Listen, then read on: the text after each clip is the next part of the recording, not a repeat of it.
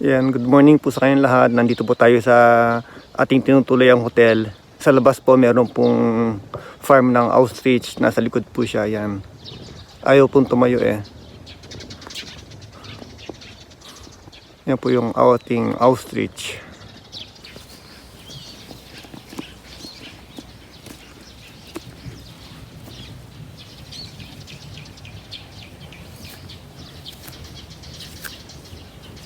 Ayan, dito pa yung ating hotel, Aiwa no Mori Hotel. Magandang araw po sa akin lahat. Si Tata Rufo po. Nandito po ako ngayon sa Nagano, dito po sa Ina Minowa. Kung saan po meron po tayong trabaho rito. At nakakailang araw na rin po tayo dito.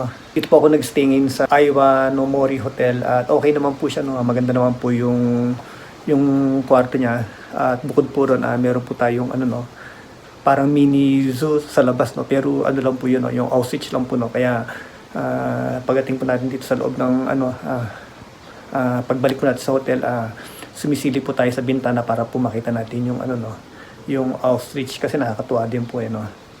Iikot ko po sa pakita ko po sa inyo yung room kung ano itsura niya.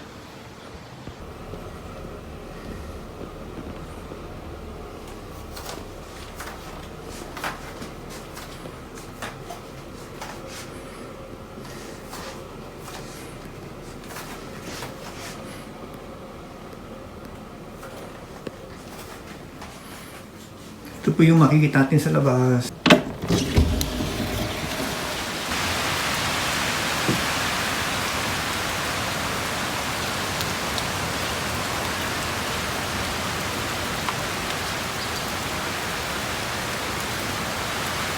Dito po ang Nagano at nandun po yung yung ating ostrich.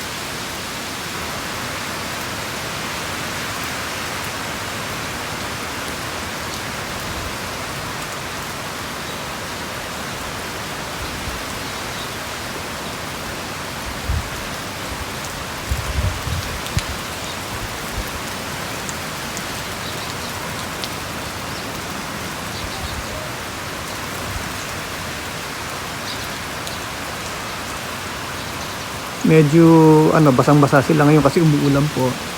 Meron po kasi parating na bagyo eh. Kaya nakita na basa sila. Pero gusto pala ng ostrich sa basa kasi kanina pa sila nandyan eh. Nakaupo lang sila dyan sa basa. Yan pala itsura nila pag nababasa sila. Okay.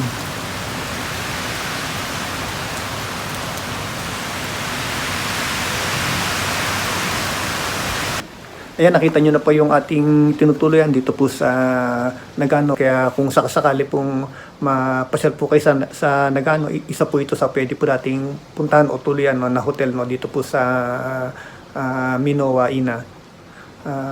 Okay, hanggang dito lang po. At kapag meron pa tayo ibang mapuntahan, ipapakita ko rin po sa inyo para po kung sakasakali pong mapunta po kayo sa Japan at naghahanap po kayo ng magandang lugar o na pwedeng tuluyan ng hotel, isa po ito sa pwede kong i-recommend na, no?